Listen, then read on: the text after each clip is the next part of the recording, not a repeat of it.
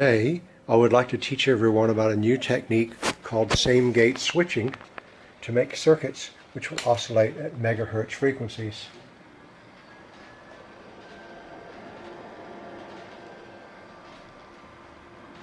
If you would like to learn more,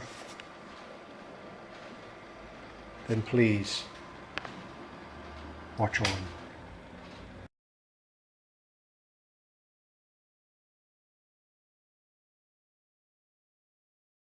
Today we are going to talk about something which isn't widely known, called same gate switching of two MOSFETs in series or parallel with a wire coil.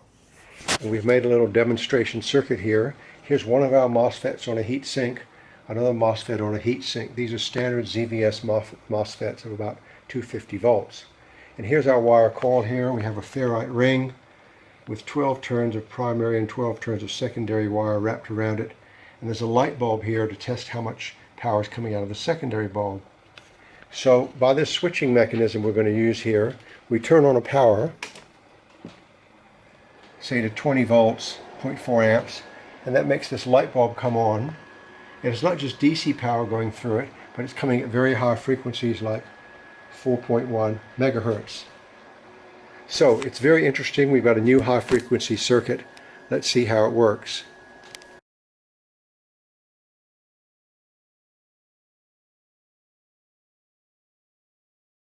Now what do we mean by same gate switching? What we mean is if we have a MOSFET like this, here's a MOSFET on a heat sink, and we attach a fast diode between its gate and the red wire just above, then we can turn this MOSFET on or off depending on the polarity of voltage around the MOSFET. So here's the MOSFET here, there's the red wire just above, the yellow gate, we follow it along here. I've added this wire here for a fast diode F, and it comes back here into the red wire at the top. And now, depending how current and voltage flows between those red and black wires, the fast diode will turn the MOSFET on or off, just as I showed here.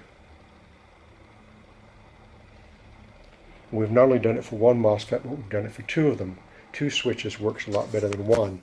Let's see now how this new system works with two MOSFETs in series with a wire coil.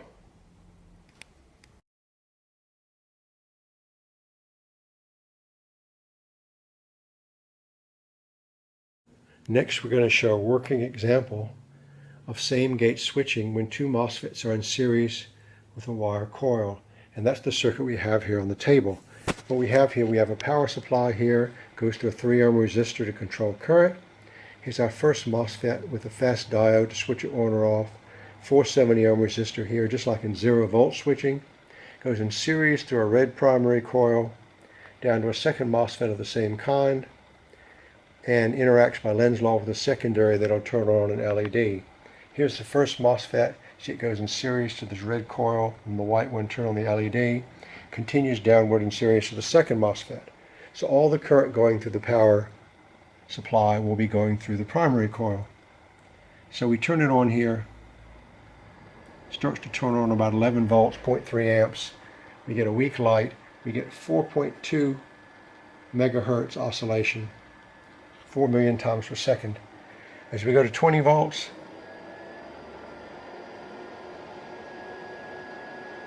.4 amps still, and it's shining very brightly. We still have 4 megahertz.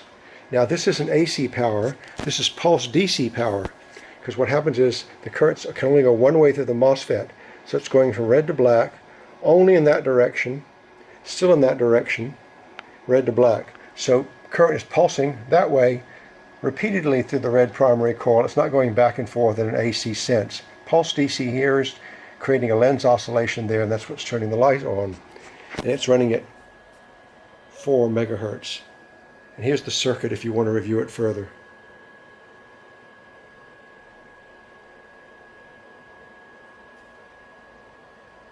Now that's very interesting. And however, we can also use a parallel arrangement to get AC power out of the same system. Let's do that next.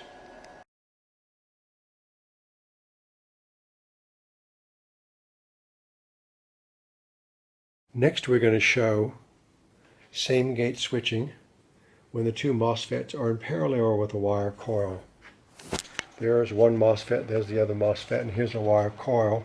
And now it's in a parallel circuit to the two MOSFETs. What we have here, the power supply is here, comes down to the first MOSFET with a fast gate. Then you continue directly into the second MOSFET with a fast gate without any interruption. So pulse DC power will flip on and off 1,000,000 times per second there. Then we have another branch over here, a parallel branch, ending in a capacitor over here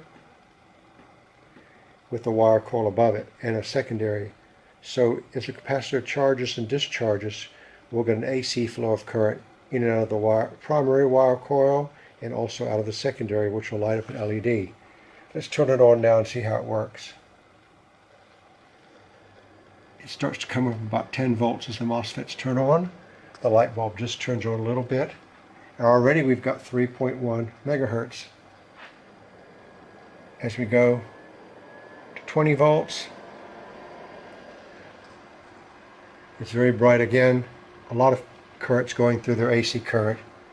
And again, we have 3.1 megahertz. It's hard to measure exactly how much AC current's going through there because the multimeter doesn't work at megahertz frequencies.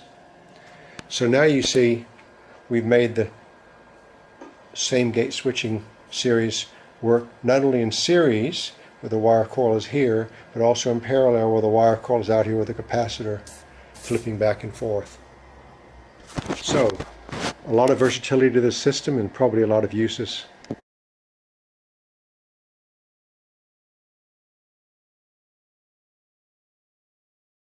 Now we can also use same gate switching with a Tesla coil kind of transformer.